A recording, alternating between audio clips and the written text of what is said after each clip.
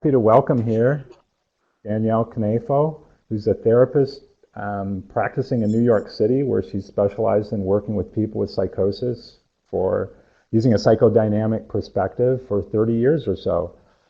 She's also a professor at Long Island University, where she's chaired the concentration on serious mental illness for the past 16 years. She's the author of 7 books and over 50 articles. And 2 years ago, she was the recipient of the Barbara Sandin Award. So let's turn it over to Danielle. Thanks. Welcome. Thank you, Ron. Thank you for inviting me. And I'm very pleased. I'm very pleased to be here and to share with this audience, who I wish I could see,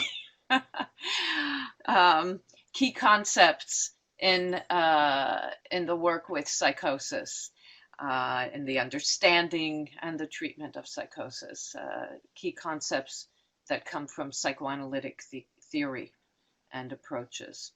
So I know that this is a very diverse group who I'm speaking to, and I hope that what I say, maybe some of it will be you'll find relevant or helpful, but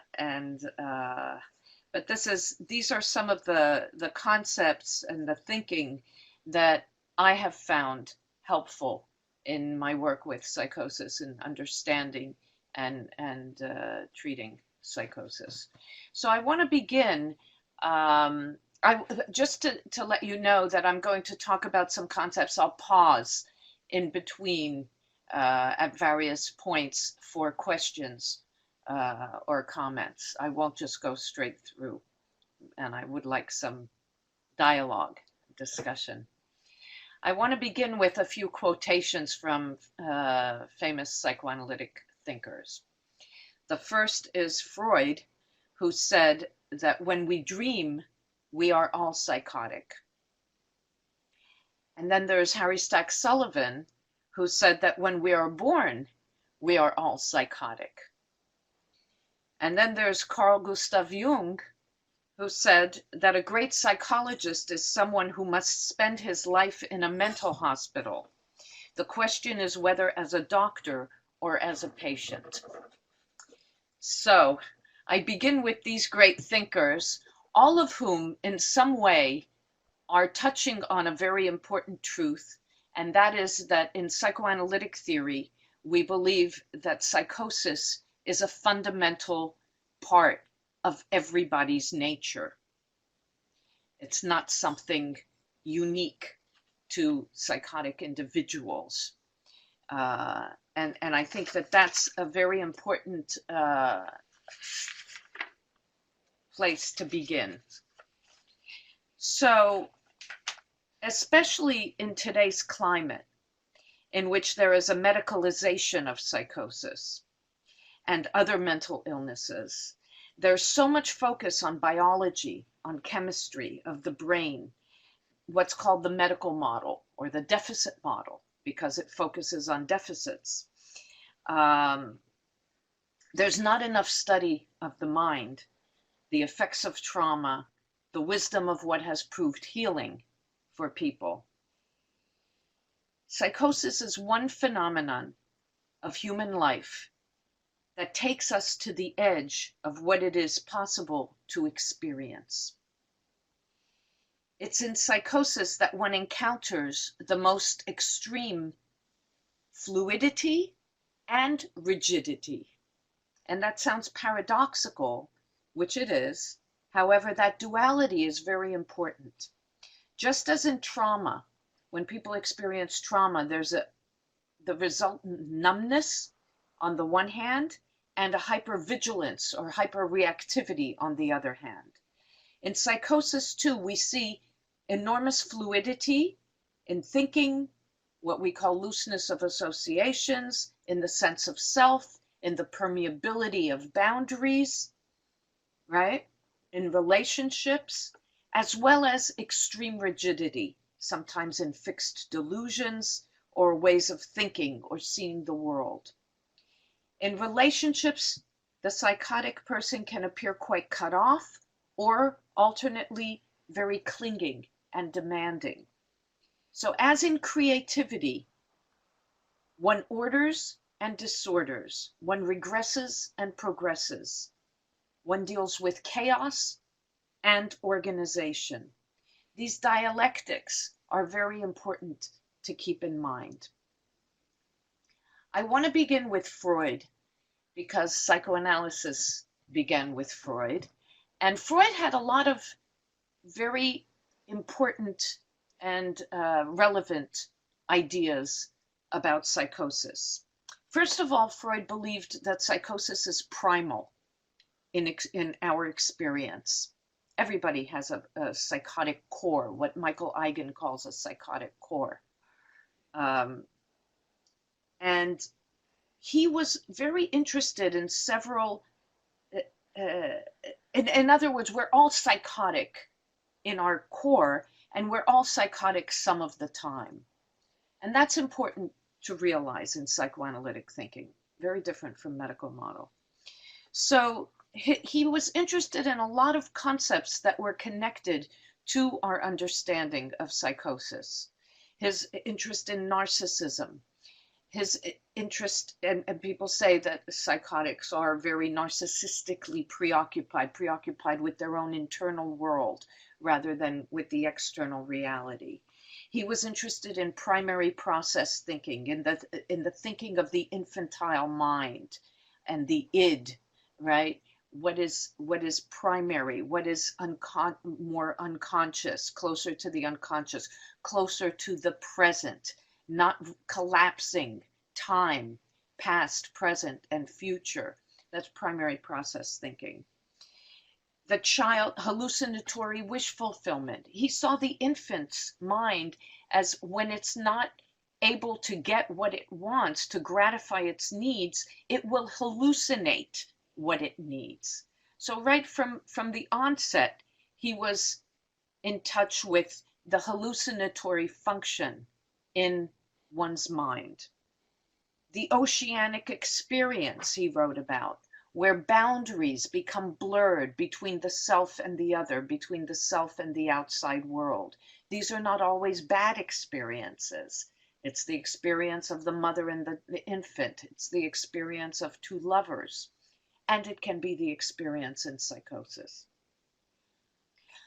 As you all know, Freud was extremely interested in dreams, and he considered dreams the royal road to the knowledge of the unconscious mind, of the workings of the unconscious mind.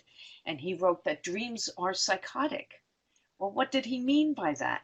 He identified several mechanisms that we use in dream work to help us understand the meanings of the dreams. He felt dreams were meaningful, just as he felt that psychotic productions are meaningful. They're not nonsense. They're not gibberish. They're not meaningless. And so he identified certain mechanisms that help us understand the dreams, even if they seem absurd or meaningless to us at first glance. So, for example, condensation. What is condensation? Condensation is when one person can represent more than one person. I had a dream. It was about my father, but it didn't look like my father. It looked like my husband. Ah, that's condensation. The man in the dream represents two figures, father, husband. I had a dream. I was in my home, but it wasn't the home I live in now. It was my childhood home. That's condensation. Two time periods are being condensed into one. So that's what happens in dreams, and that also happens in psychotic productions. We have to be alert and aware to the multiplicity of meaning of any one particular figure, time, or symbol, because these things are fluid in psychotic thinking and in dream thinking. Another mechanism is displacement. What is displacement? It's when we move things from one place to another. In particular, emotion. We might say something without emotion, and then something that really shouldn't have that emotion is suddenly given that emotion. So we move the emotion from where it belongs to belong to something else. And so we have to do detective work to bring the emotion back to where it originally belonged. But you have to understand the mechanism of displacement in order to do that, right? And this happens all the time in dreams. And it also happens all the time in all kinds of psychic function. Symbolization. We know that dreams are filled with symbols, universal symbols and personal symbols. And we have to understand a person's life to know what these symbols mean to them. Same thing with psychotic productions. And representability, how these things get represented. So in the dream, they're represented visually in the dream or auditorially, less so. In psychosis, often they're represented in hallucinations, also visually or auditorially. Freud was interested in hypnosis, in altered states of consciousness, which are relevant. He was interested in love.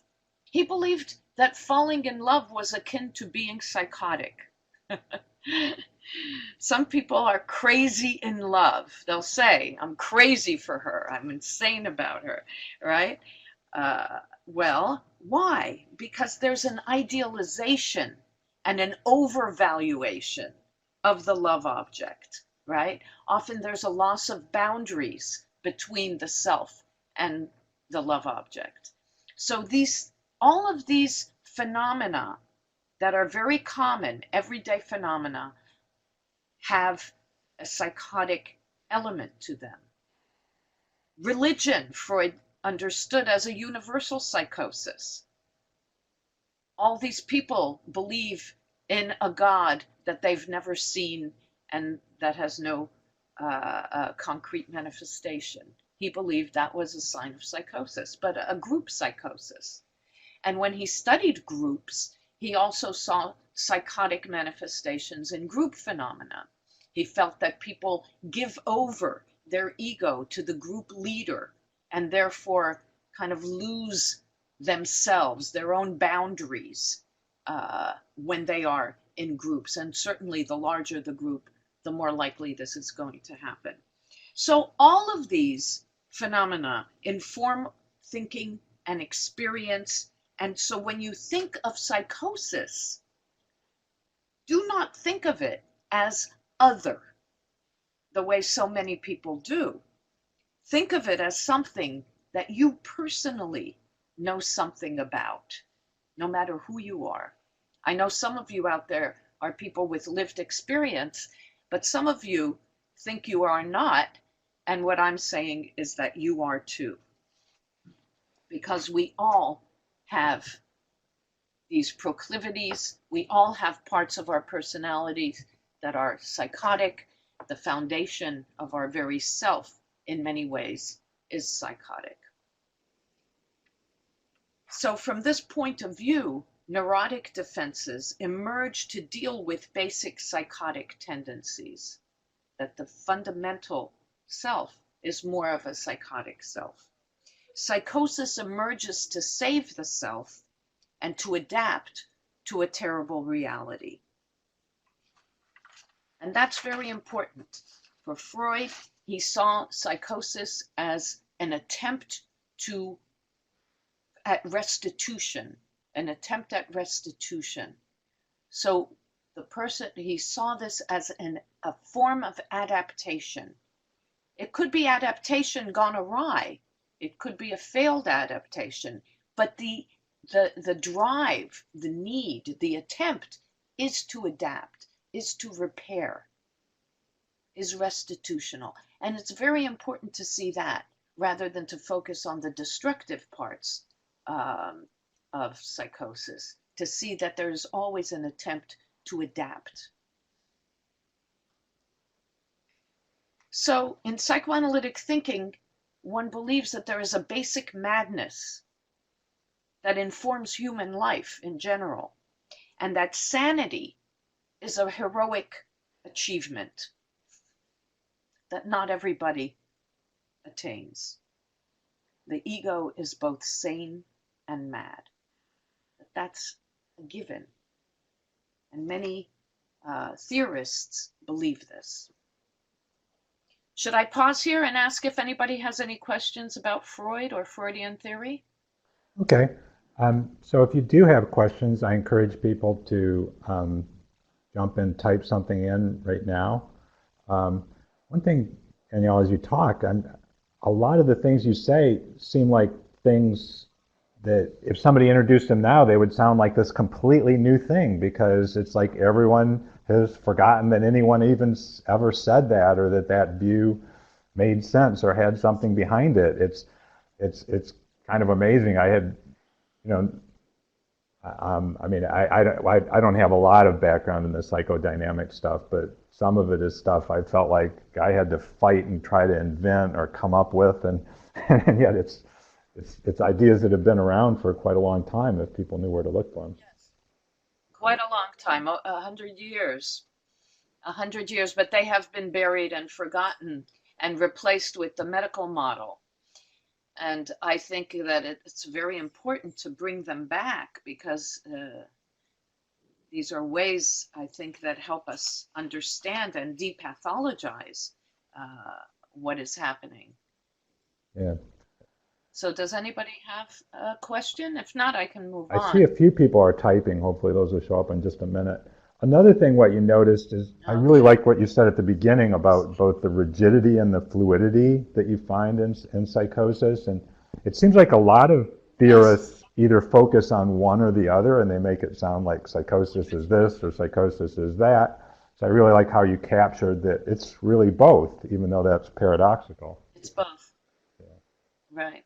So I see Paul is asking, Right. Is neurosis low-key psychosis or something else? I don't see the questions. Are you the only one who can see No, questions? they are under chat, that people are typing them under chat. It's under the regular. Regular Oh, chat, yeah. I see. Okay, so it's under Yeah. is neurosis low-key psychosis or something else. No, I wouldn't call it low-key psychosis, but that's cute. Psychoanalysts usually feel that neurosis has is more involved with conflict between the id and the superego, conflict between the id reality, the inside, the person and their reality, conflict between different parts of the self, right? Conflict between the self and others. So it's a wish, a defense, a prohibition. How do we resolve these conflicts? With psychosis, usually it's seen more as an attempt to repair what has gone wrong, an attempt to repair the ego itself. So in neurosis, the ego is viewed as relatively strong, but it's torn between different parts of the self and trying to resolve conflicts. With psychosis, it's seen more as the self is in danger, and therefore the attempts, the defense mechanisms that are employed to try to adapt to that are more extreme, and they're attempting to repair the ego itself. So that's often how the differentiation is made. Okay. So I see David has a question that said Freud and Lacan certainly drew very clear lines between psychosis and neurosis, to the point that he didn't think psychoanalysis was possible with psychotic folks. How does this compare to what you were saying about everybody being mad? Okay, well, Freud, it's true, Freud contradicted himself a few times, but there was a time when he said that he didn't think that psychoanalysis was possible with psychosis because he thought that the psychotics could not develop a transference. And for psychoanalytic work, it's very important to work within the transference. I think he was wrong there, and many of us later who work with psychosis believe that he was wrong. They don't develop a neurotic transference, but they might develop a psychotic transference. It's still a transference. You can still work with it. They still can engage in a relationship. In fact, there are some very severe neurotics who are much less capable of engaging in a relationship than some psychotic individuals. So I think that he was wrong there. He was wrong on that point. But that doesn't take away some of the insights that he had about psychosis. And also, if you look at some of his cases, even the cases that he considered neurotic, like his cases of hysteria, many of them today would be diagnosed as psychotic. So he did work with psychosis. So I see another question from Yurdi. I'm probably not pronouncing that right, but anyway, says, I am interested in what you said about dialectics and the inherent paradoxes and contradictions in psychosis in terms of causality and presentation of symptoms, as Bateson and Louise Sass talked about it. Could you say more about contradictions?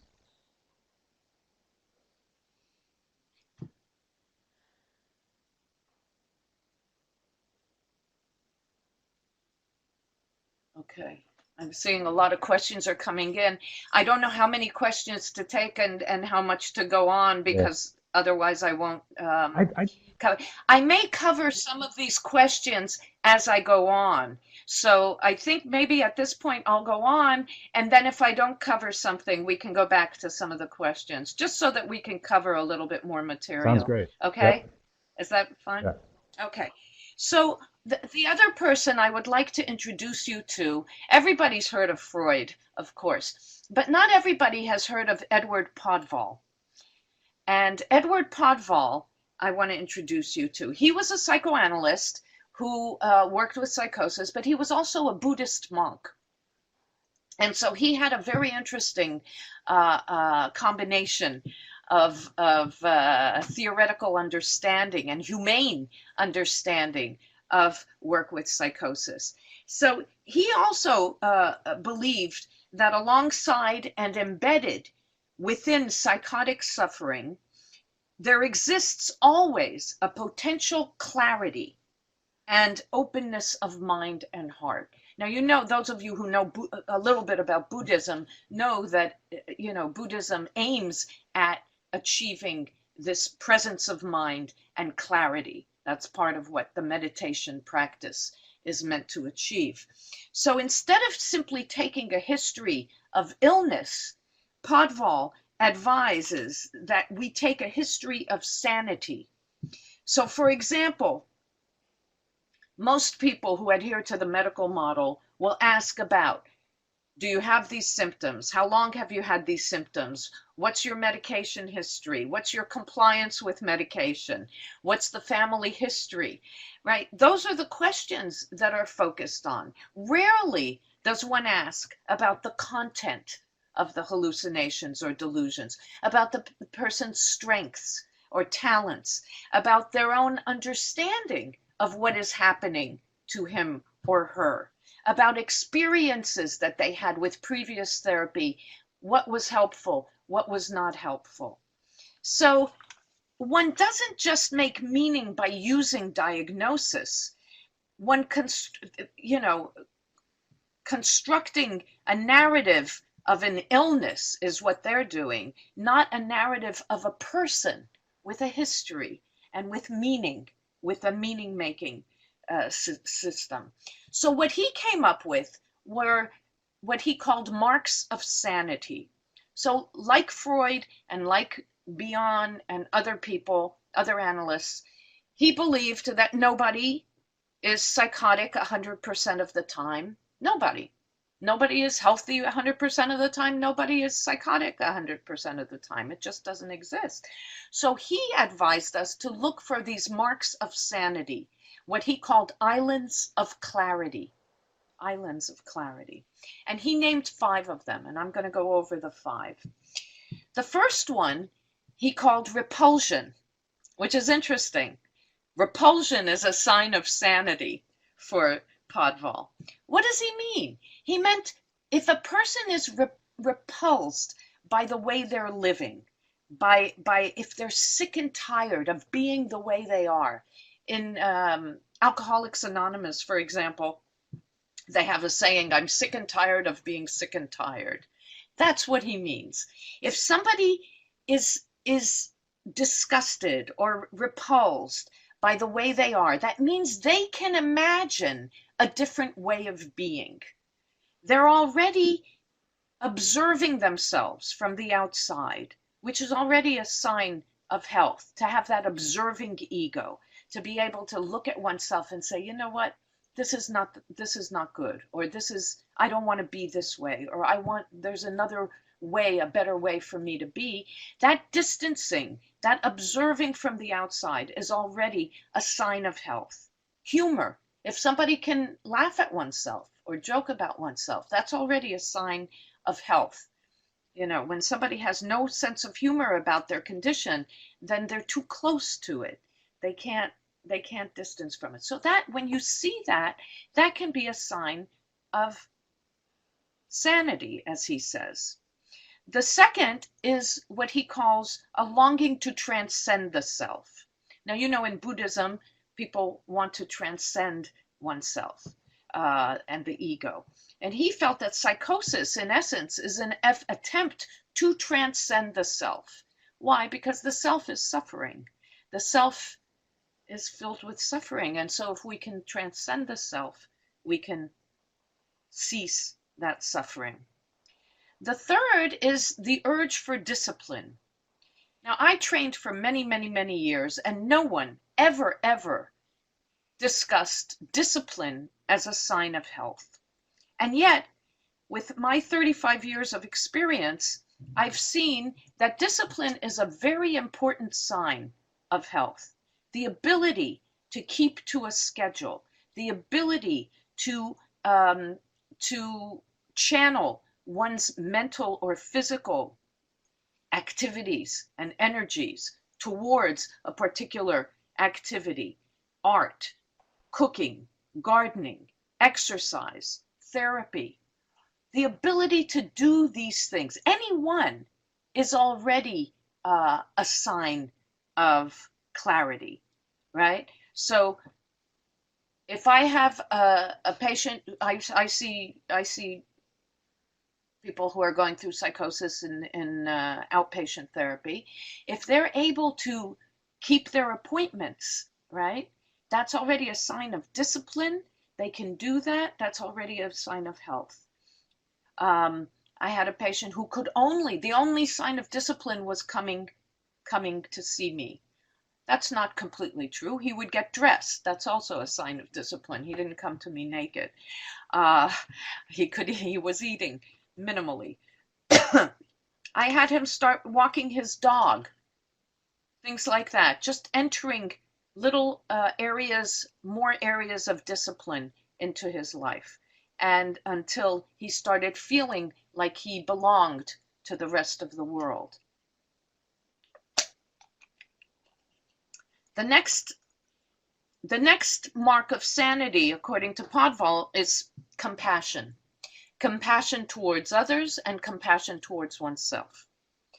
Sometimes the person has compassion for the therapist, and it doesn't always express itself in the ways we might think. So, for example, I had a patient who felt very unsafe in the therapy.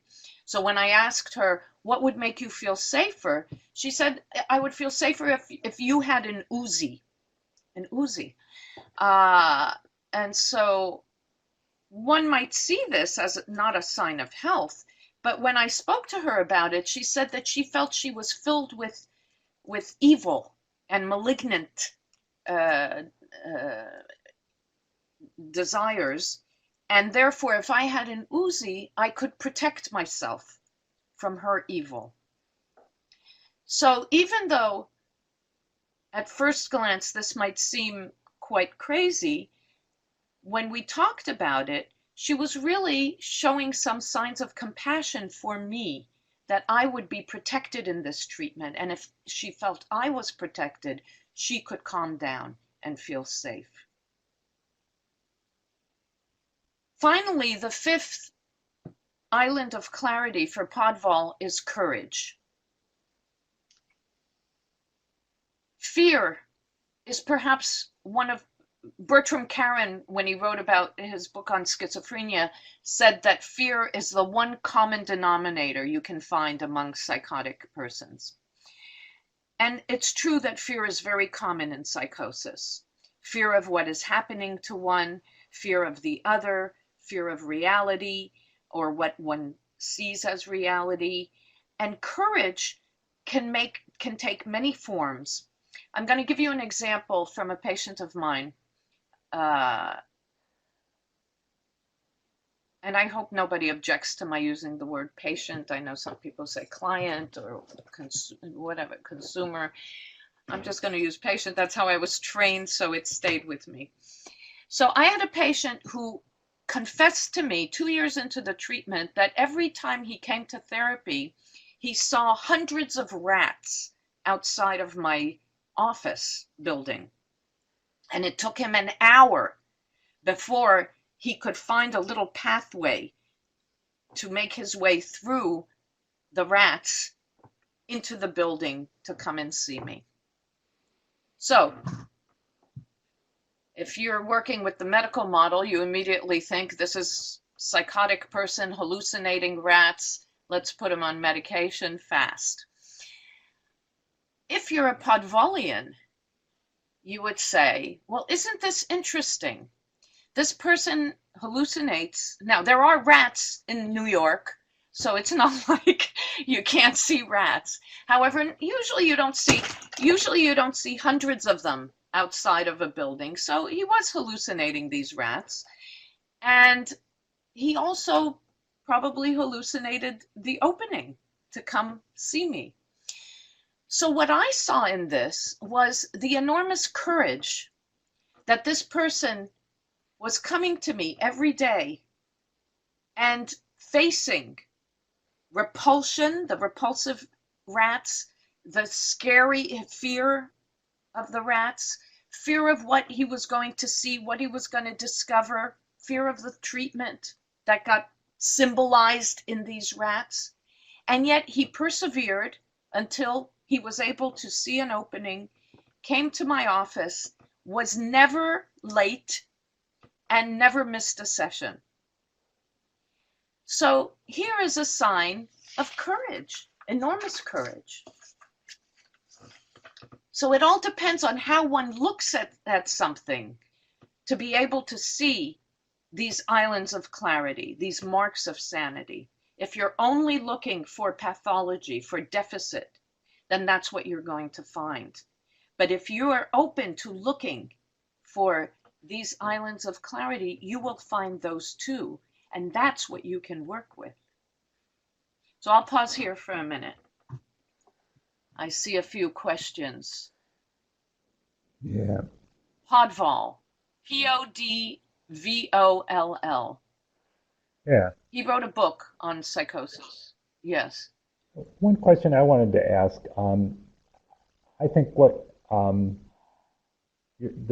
interesting angle on it is that that sometimes people manifest these strengths that you're talking about, but in an extreme way. Like I've seen some people go to some extreme in disciplines. I'm thinking of one of my clients who really restricts his eating in this extreme way.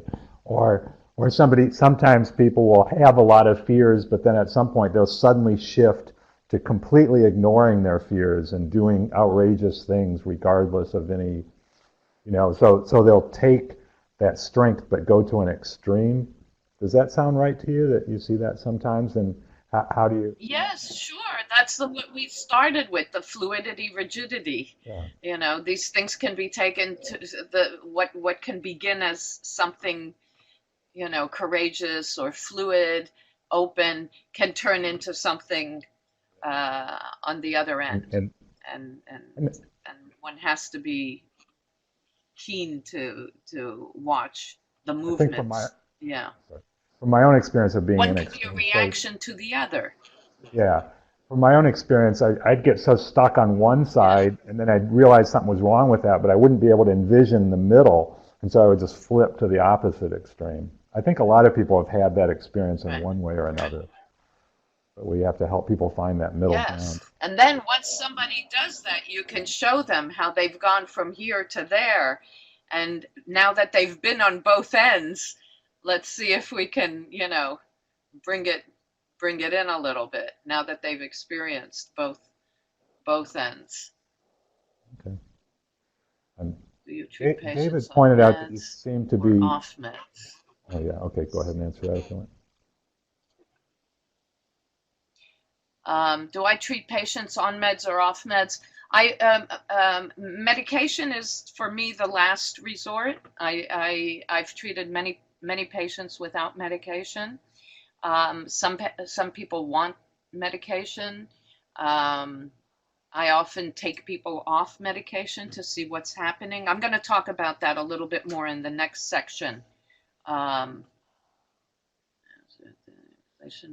The relationship between fear and psychosis. Observed this relation in the U.S. and the hospitals in big Indian cities. But interestingly, in rural northern India, people don't always respond with fear to psychosis. That's very interesting. So somebody has written that in India, people don't always respond with fear to psychosis. I think that's very interesting. I do know that in India, people have better recovery rates than in the United States. And that may be because as a culture, and they're less isolated, the families accept them and go through the treatment with them, from what I understand. So perhaps there's less fear, less to be afraid of in that culture. In our culture, you're medicalized, you're isolated, you're taken over in many ways. And so it's not just what's happening to one that is frightening, it's then the way one is treated and what one is told that is frightening. You're told you have a chemical imbalance, that you have to take medication for the rest of your life. Things aren't looked at as episodes. The way people have depressive episodes, they have psychotic episodes. And so they're not given hope that they can change or evolve from this. And so, of course, that's very frightening, all right, in addition to whatever one is experiencing.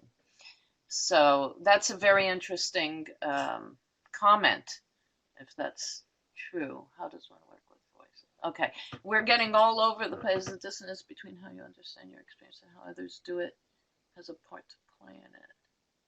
I'm not sure what that question is asking.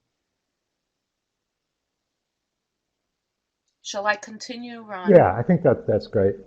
People really want to hear what you have to say and what you have prepared. Okay, let me continue, and then we can, go back and forth with questions. You can ask me personal questions about my work as well, even if I don't cover it. But what I wanted to talk a little bit about is symptoms, psychotic symptoms. Psychotic symptoms signal that a human being is fighting for his or her life. One has to, as I said before, appreciate the adaptive function of the symptoms. Always, psychotic and neurotic symptoms. They're always trying to adapt to something.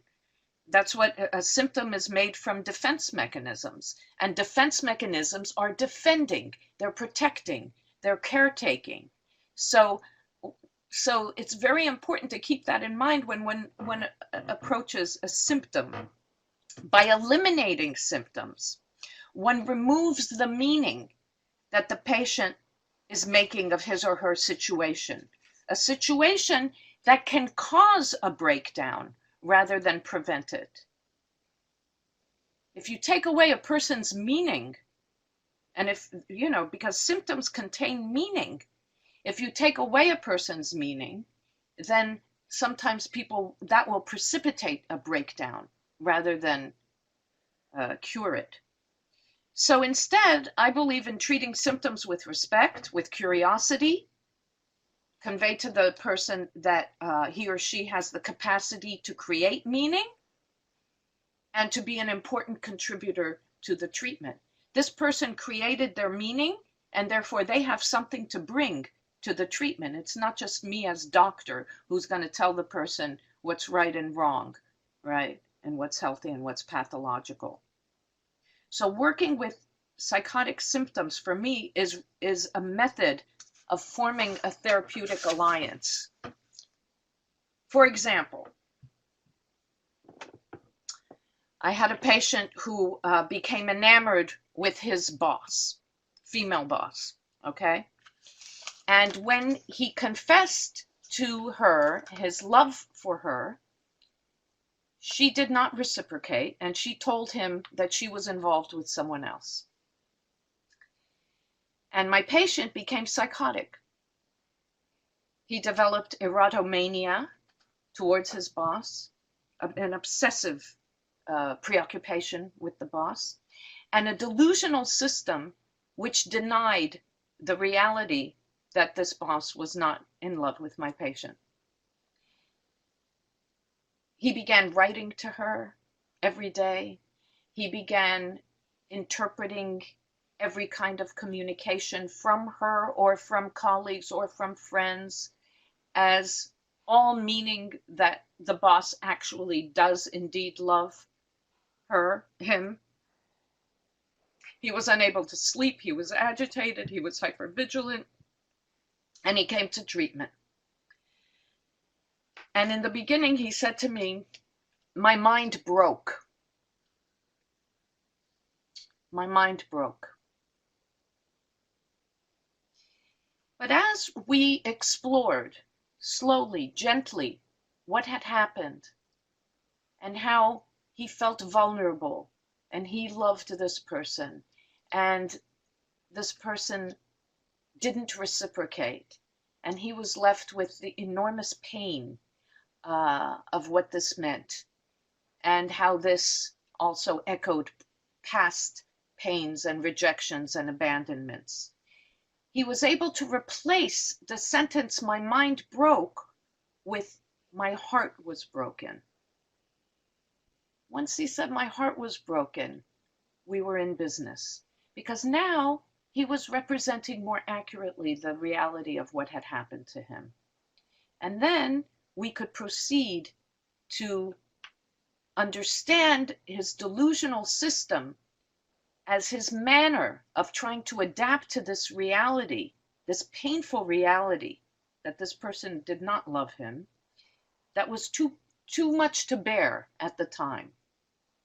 And much of the therapeutic work afterwards centered on mourning a love that never was. So that's an example of using the symptoms and the work with the patient to understand the meaning that goes into the symptoms. Freud and Jung worked a lot more with psychotic patients than Freud did, believe that symptoms hold meaning, they contain meaning. And so to just eliminate them, you're getting rid of your main source of understanding of a patient. So I regard the symptom as a way in, not a way out. By taking the symptoms seriously, we can facilitate the rapport with the patient. We're inviting them to be credible informants about their own condition, and thus we partner with them. They're collaborators in the treatment. If one doesn't do this, then the only clue the patient offers regarding what ails him or her, these symptoms, then we're left with an unequal relationship. Then we have to play doctor, right? Defining what's wrong with the patient, taking full responsibility for the way to fix that wrong. And also artificially eliminating symptoms can result in the risk of sealing over what is really wrong with the person, what is really bothering them, rather than integrating them in a healthier manner, like I did with this patient with the erotomania. So it's very important, I think, to work with symptoms, to understand them as meaning-making, and to not rush to eliminate them, because this is where you're going to get the material to work with. And it's also the way you establish a therapeutic alliance with somebody. So here's a few guidelines on working with symptoms. The first is you take what you can get. You take what you can get. Symptoms are what people offer us, and therefore they're the material we have to work with. Often patients with psychotic symptoms are wary, they're watchful, they're guarded. So it's helpful to meet them where they are in order to establish a therapeutic alliance. I use the word therapeutic alliance a lot because there is no treatment without a therapeutic alliance. You work within a relationship. And so, unlike what Freud said, that when he thought that the psychotic couldn't form a relationship, they can form relationships, but you have to respect where they're coming from and invite them to collaborate with you and show a curiosity about their minds for them to willingly engage and become part, collaborate with you in this relationship. When you do that, when you show respect for the symptoms, it usually comes as a surprise to patients because they're accustomed to others who poo-poo the symptoms, who, including professionals, maybe especially professionals, who don't respect their view of life, and that surprise element can work to your advantage. They might be curious about you because you're interested in something that nobody else really takes an interest in. It gives credibility to the patient's strengths, which is my main message here today. Rather than treat symptoms as signs of an illness, it's helpful to see them as efforts, however flawed, at adaptation and caretaking. So, for example, there was a patient, hospitalized patient, who hallucinated many children who were in her hospital room. And when the therapist tried to enter the room, she screamed, "Don't step on Tony! Don't step on Tony!" Now, the therapist looked around. He didn't see any Tony. He didn't see anyone except for the patient. But what we found out was that Mrs. G, we'll call her, lost her mother when she was 8 years old. And all of these so-called children in her room that only she could see were all under the age of 8. So here was a clear connection that highlighted the way that she employed her imagination to vicariously mother herself after her own mother had passed away. Now, you can't just deliver that to somebody. It took a while to figure that out along with her. But what is the patient adapting to? You have to ask yourself. Many think that there's a person hidden underneath the psychosis, underneath the psychotic symptoms, that needs to come out. I'm saying that the person is revealed in their psychotic symptoms, not hidden. Symptoms are the window to the person. You just have to look in. They're also a way of attenuating affect, of regulating affect, emotions. So Mrs. G, the patient I just told you about, she was unable to say, "I'm lonely, I need a hug." But she created these children whom she could hug and she could express affect towards at the limits of her tolerance. Symptoms have a heuristic value. By paying attention to symptoms, we assume they will eventually lead us to a greater understanding of the context in which the symptoms arose, as well as the person's meaning-making system. This is how they make meaning. through their system. We are meaning-making creatures, human beings. So everybody makes meaning. Psychotics make meaning in their way. And the trick is, how do we understand that meaning? Rather than trying to force them to adapt and adopt our meaning, some collective meaning, let's try to understand their meaning and how that meaning came about. The other thing that's unusual, or an unusual way of thinking about it, not very popular, is that there is continuity in personality. Once we understand that adaptation arises from somewhere and attempts to get somewhere else, then we can help patients appreciate the continuity in their lives. This point attacks the idea of a break. Everybody talks about psychotic breaks. What's the break? The break with reality, mostly, right? The break within oneself. Why people don't like the term schizophrenia, one of the reasons. Schiz means divide, split, right? So when we talk about psychosis, a lot of people talk about the break, the before and after, as if there's no continuity there. But what I'm saying is that the symptom is the bridge between that before and after. And so it behooves us to pay attention to the bridge in order to be able to work with the patient on the continuity of what their experience is and has been. Working with symptoms also establishes the authority of the patient. Even if their symptoms appear like a riddle, one can nonetheless communicate that they are meaningful, that they're credible, even though they might be puzzling. And usually they're the clue to major issues. So let's go back to Mrs. G. One may not understand everything about her symptoms. Why is she hallucinating all these children that she's taking care of in her room? But but immediately you can know two things. Don't step on Tony, oh my God, you're gonna kill him. You know, one, her world is filled with danger, and two, that she was assigned the role of protector. Those two facts, which you get from her psychotic symptoms, are very informative, and you can start building on that. You build from there. So even if you don't understand all that went into it, you can already understand she's fearful, she lives in a dangerous world, she's the protector. That's already a beginning, a huge beginning to work with somebody. Symptoms are driven by intelligence, by logic.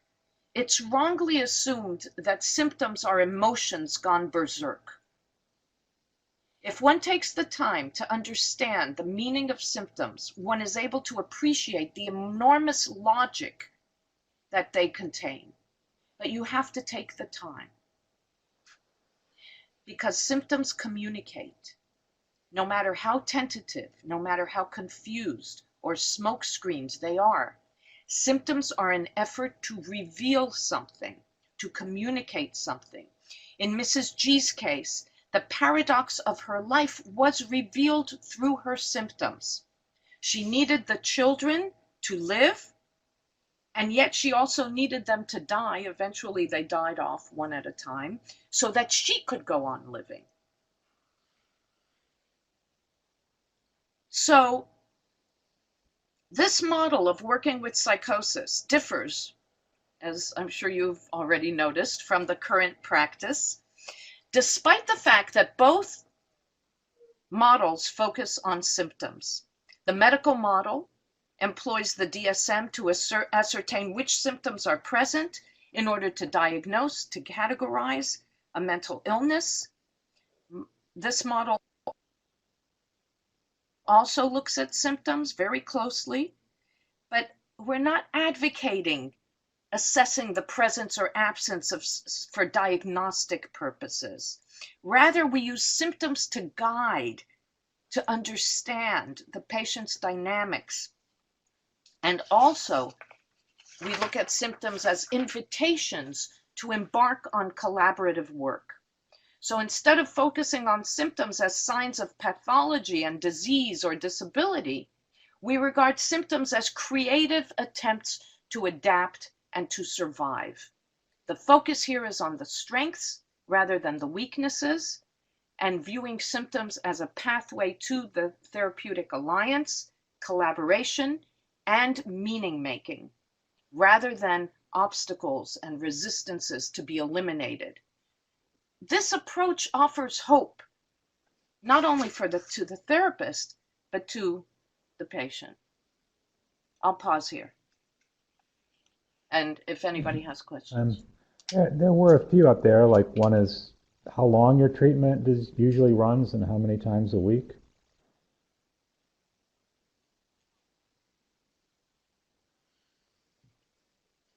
How long? That depends.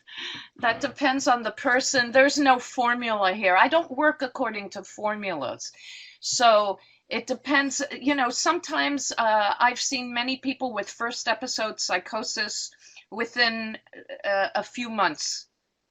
The psychosis is resolved. Now, does the person want to then stay and work deeper on what led to that, the deeper issues? Sometimes they do, they stay on, sometimes they don't. They're happy that the psychosis is resolved. So usually 6 months for a first episode. But I've worked with other people for 10 years or more. The intensity when somebody is going through an acute psychotic phase, I like to see them just about every day, because you have to work with the force of the acute emotions and thoughts that are going on. And I try to avoid hospitalization at all costs. And so I intensify the individual therapy, at least during the acute episode. And then we can taper off. If the person can't come in every day, I try to have contact with them every day. It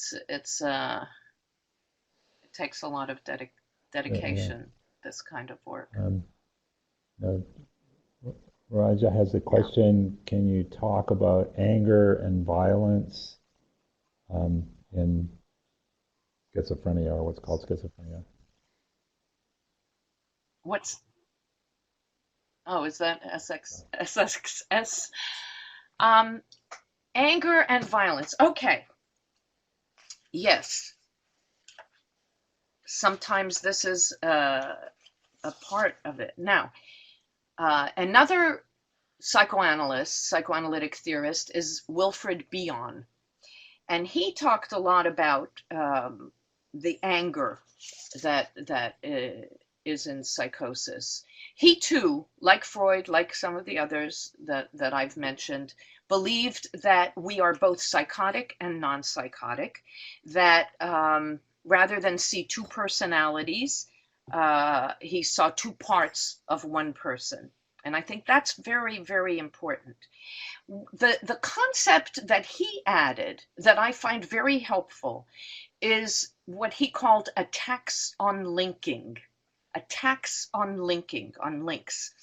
Most of our thinking, most of our being is about links. We link to other people, our thoughts link one to the other, we link our mind to our body, ourselves to others, ourselves to reality, to different things. And he felt that in psychosis, there's a lot of aggression, and that aggression gets expressed by attacking the links, whether it's the link between the self and the other, between the self and reality, between one thought and another thought. And that's how he explained that the psychotic language or thinking is so choppy and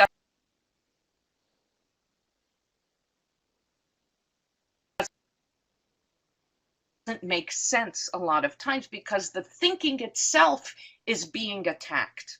The aggression is directed towards the thinking. And that makes it very challenging to work with somebody. So for example, I had somebody who was in a very severe psychotic episode. And every time we would make a little progress, he would get some insight, we would make some connections, and the next day he would come in as if nothing. We would be starting all over again. Why? He was attacking.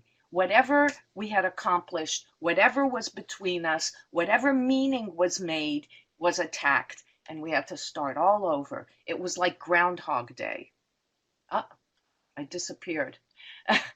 It was like Groundhog Day. Every session. It was very frustrating, and I needed a lot of patience to get through that. So it sounds like you would talk about the fact that you saw that happening. Is that what you did? Kind of said, well, did you sort of explore that in some way? Violence. Yes. Look what just happened. Yes. So in psychoanalytic work, you don't just work on meanings, the most important work is the process, is attention to process. So you see not just, look what happened when we went from here to there. Did you notice that yesterday we were here and now we're back to the beginning? So you bring attention to the process, not just the content at any specific moment. Process is very important. Look what just happened. When we spoke about this, you attacked me. Or when we did this, you attacked. Yeah. You have to tolerate enormous amounts of aggression when you're working with psychotic individuals. Why, but let's not worry about it. Enormous amounts of aggression, and sometimes that can be very, very challenging for the therapist. I keep going in and out here, I see. Now, violence is different from aggression. Violence, if I don't know if you mean if I'm feeling threatened by someone, then that's more serious than just the expression of aggression in the treatment, or violence towards me or violence towards themselves, right? Psychotic persons are most vulnerable to violence against them, or either from others or from themselves, than acting out actions of violence. And that I take very seriously. So Terry was wondering.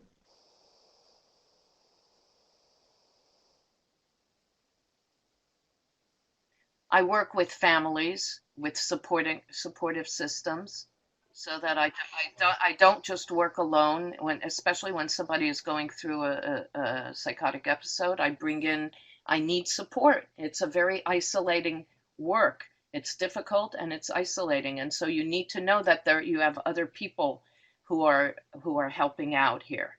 Even if you see a person every day, it's only for 45 minutes that day. You want to know that the person is protected and cared for the rest of the time. Any other interesting questions? Do I ever terminate patients because of what? The violence or aggression? No.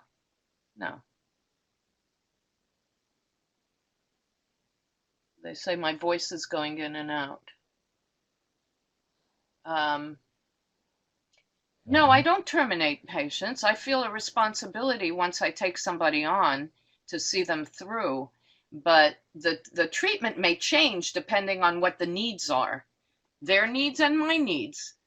Harold Searles, who was a very famous psychoanalyst who worked with Psychosis at Chestnut Lodge for many years, said that the therapist has to sit in the most comfortable chair. What does that mean? We can't do this work if we're not comfortable. So we do need to feel comfortable to do this kind of work. We can't just think of the comfort of the person that we're seeing. But Yeah, I'm not sure why that is. So somebody mentioned that they wanted you to say they're something saying about that the other connection is bad. resources. If How's the they're connection saying they now? wanted to hear from about other resources before we're done.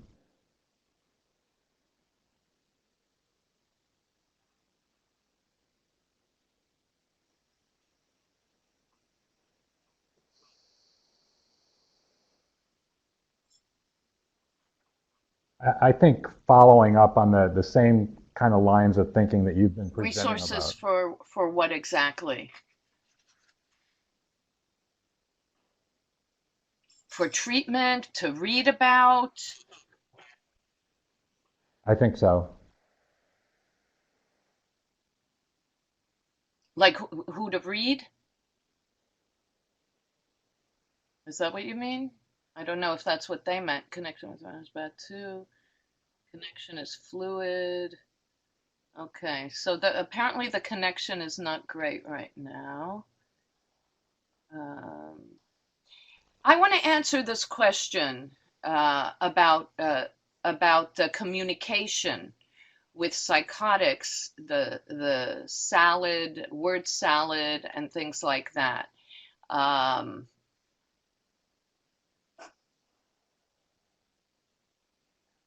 A lot of psychotics have difficulty expressing themselves, or they think that they're expressing themselves, but we have difficulty understanding.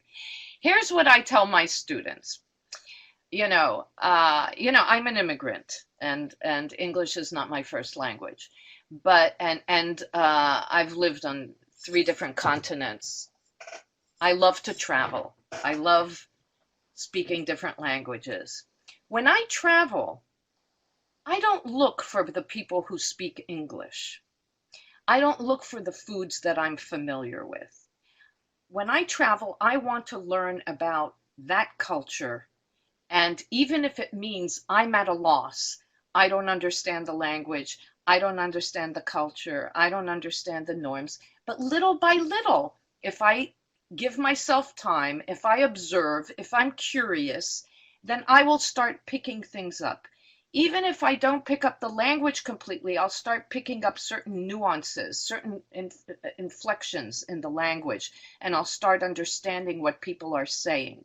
It's a wonderful test for people working with psychosis, because what you want is, a lot of people will talk to a psychotic individual who's speaking in word salads, who's I don't know what, and they'll say, oh, he's talking gibberish, he's making no sense.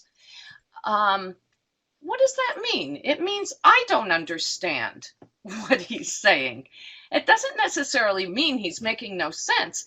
I approach it as if I'm going to another country and I don't yet know this culture. I don't yet know this language. But if I sit with this person, if I observe this person long enough, if I am curious about this person's language, eventually I will begin to understand what they are communicating to me. The thing is not to impose your system, your language, your way of expressing yourself onto the other person and saying, well, why don't they just express themselves this way? That's not the way it works. Just take your time, sit with a person, one day, a second day, a third day. Suddenly you'll start realizing, you know what? This person says, is talking about a sofa every day. That's one thing that comes up again and again. Okay, what's the sofa? Where's the sofa? Which sofa? Is it a sofa here? Is it a sofa at home? Did something happen on the sofa? You start honing in on certain symbols, certain themes, certain things that repeat themselves. And little by little, you build up an understanding of what the person is communicating to you. But you can't go in the way you would is, where's the McDonald's? Where's the food I'm familiar with? No. Go as if every person is a country, is a world. Every person should be approached as a new world, and with that curiosity and the excitement of discovery. And then you will see that even the psychotic with word salad, with who seems the most outlandish, who seems the most opaque, will begin to start making sense. Just don't expect it all at once. That's all.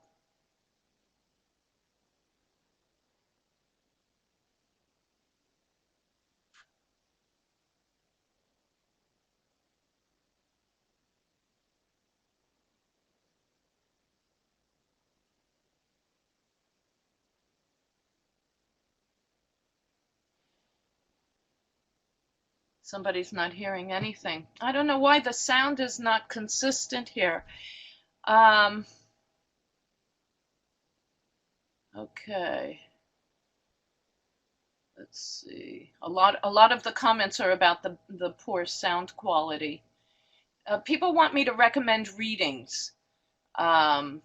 So let me recommend a few readings before we stop. Well, there's of course look up Edward Podval. You will read that. I would have prepared if I had known a few readings. Some of the British psychoanalysts are the best when it comes to working with psychosis, much better than American psychoanalysts. For some reason, psychiatry took over American psychoanalysis in work with psychosis, and the psychoanalysts just kind of gave up. Not everybody, but a lot, and too many. So I would go to the British authors. Winnicott worked with psychosis. He thought that regression sometimes was helpful in psychosis, that people freeze at a certain early point in their lives because of environmental failure, and that it's helpful for a person to regress back to that point in order to deal with what was happening and defrost what was frozen, usually big parts of the self, so that they can progress from there. So Winnicott on psychosis, Wilfred Bion on psychosis, Podval.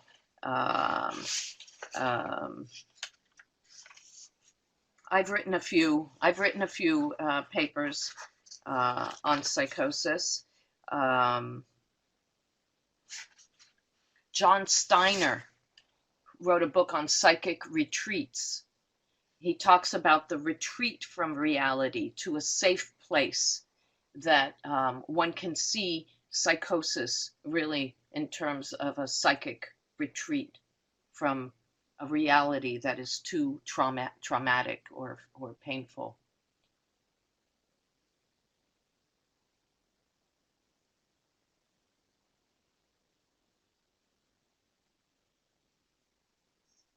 Rosenfeld, he listens to it over. Yeah.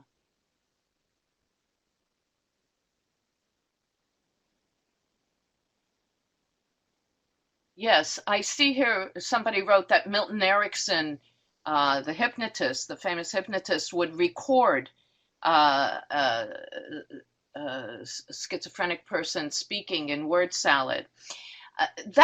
I would recommend that if you can, for those of you who are practitioners, record the communication if the person lets you. If they're paranoid, they probably won't.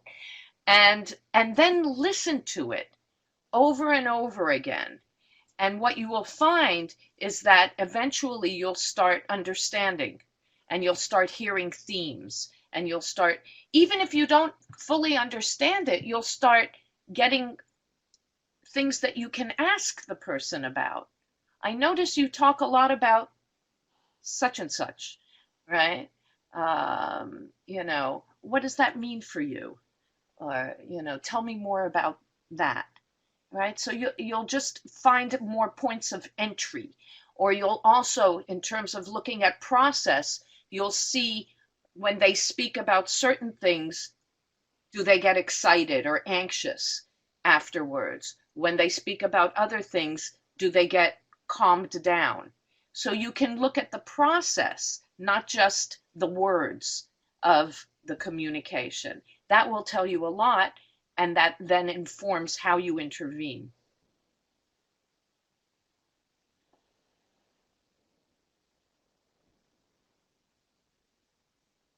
It's been like a session. I like that. What about for the layperson? Recommended readings for families. Oh, yeah, there aren't that many really good ones, at least that I know of. Let me think. There's a good, Ron, you may know more about this. There's a British group that put out a pamphlet for families about understanding psychosis. Do you know what I'm talking about? They posted it on ISPS, I think 2 years ago. If you write to me, if somebody wants references, write to me, danielleknafo@gmail.com, and I will be happy to put together some relevant references. I didn't think about it for today, so I'm sorry I'm not as prepared for that.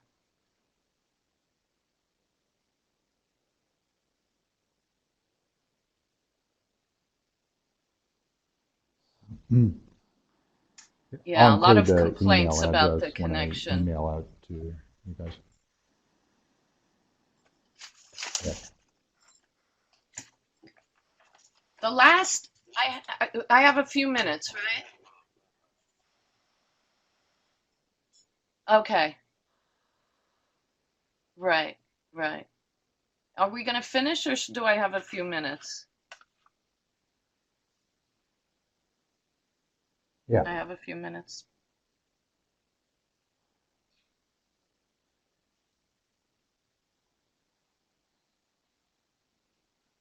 Well, people are kind of checking out now, so maybe we'll end here, and invite people to contact me if they want information or references. I'll be happy to provide them. I'll put together a little bibliography for people, for anybody who wants to look into any of these theories further and have some good reading material on them.